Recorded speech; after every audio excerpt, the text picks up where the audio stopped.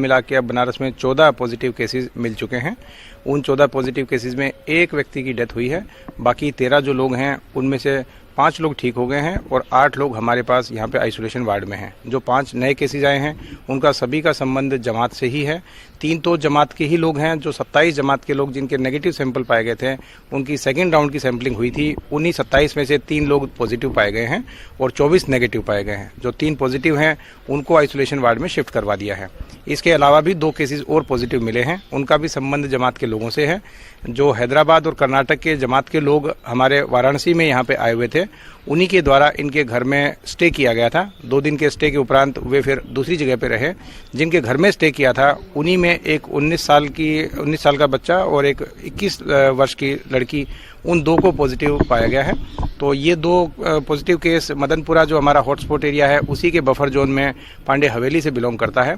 ये 2 केस और 3 केस जमातियों के नेगेटिव टू पॉजिटिव कन्वर्जन के, ये 5 केस नए ऐड हुए हैं। लेकिन इसके साथ ही 3 ऐसे भी केसेस हैं जो पहले पॉजिटिव थे और आज उनकी सेकंड नेगेटिव रिपोर्ट आ चुकी है। तो पहले से जो केसेस यहाँ पे थे उनको और वर्तमान के केसेस को मिलाते हुए अब तक 14 पॉजिटिव केस आए, 1 की डेथ हुई है।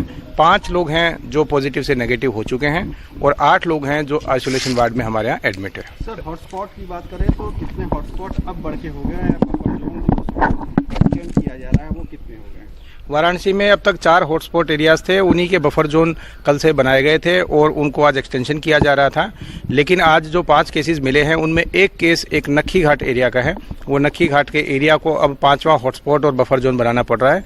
उसका कार्य चालू है, शाम तक उसको भी हॉटस्पॉट और बफर जोन बना दिया जाएगा।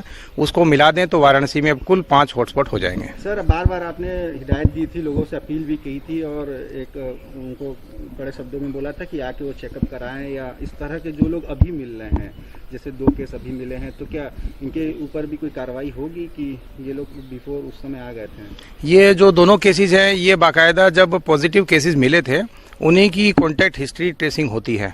जो भी पॉजिटिव केस हैं वो कहाँ रुके थे, किन के संपर्क में रहे थे, उन सब की कॉन्टैक्ट हिस्ट्री ट्रेसिंग से ही ये लोग आइडेंटिफाई हुए थे। और ऐसे 182 लोग थे जो अलग अलग पॉजिटिव लोगों के संपर्क में आए थे। अधिकतर की सैंपलिंग हो चुकी है, उनके रिजल्ट अलग अलग टाइम में सबमिट हुए थे। काफ़ी लोगों के रिजल्ट इसमें नेगेटिव भी आए हैं। ये कॉन्टैक्ट ट्रेसिंग के माध्यम से ही सारे सैंपल जमा हुए थे और इनकी कॉन्टैक्ट ट्रेसिंग जब से हुई थी और जब से सैंपल हुए थे तब से इनके घर भी सील्ड ही थे। तो ये वो है जो पुलिस के और स्वास्थ्य विभाग के द्वारा आइडेंटिफाई करके बाकायदा सैंपलिंग जिनकी करवाई गई थी। ये अन्य प्रकार के लोग नहीं हैं जैसे फॉरेन रिटर्न होते हैं या अन्य प्रदेश से रिटर्न होते हैं जिनको हमें नोटिस दे के बुलवाना पड़ा था। ये कॉन्टैक्ट ट्रेसिंग वाले लोग हैं। इसके अलावा बाकी कॉन्टैक्ट ट्रेसिंग रिपोर्ट भी कुछ आनी बाकी है और वो रिपोर्ट जैसे जैसे आएंगी वैसी ही स्थिति क्लियर हो पाएगी कि इन सारे लोगों से जिनका भी कॉन्टैक्ट हुआ था उन सारे के बारे में क्या कवरेज है। सर, 2 बच्चे भी हैं, तो एक ही घर के एक घर के 2 बच्चे हैं, एक 19 वर्षीय लड़का है, एक 21 वर्षीय लड़की है। जमात की 5 महिलाएं जो आंध्रा की और कर्नाटक की हैं वो ऑलरेडी हमारे जमात के ग्रुप में यहाँ पे रुकी हुई हैं। उनकी जो सैंपलिंग है वो नेगेटिव पाई गई हैं, परंतु वो अलग अलग घरों में रुकी थी और ये बात है 10 से 15 मार्च के बीच की। तो 3 अलग अलग घरों में जहाँ रुकी थी उनकी सैंपलिंग हुई थी। ये उनमें से ही एक घर है जिनके 27-28 लोगों की सैंपलिंग हुई थी और उस पूरे घर में केवल इन 2 बच्चों के सैंपल हैं वो पॉजिटिव आए हैं, बाकी सबके नेगेटिव हैं। तो इनको सारे लोगों को आइसोलेशन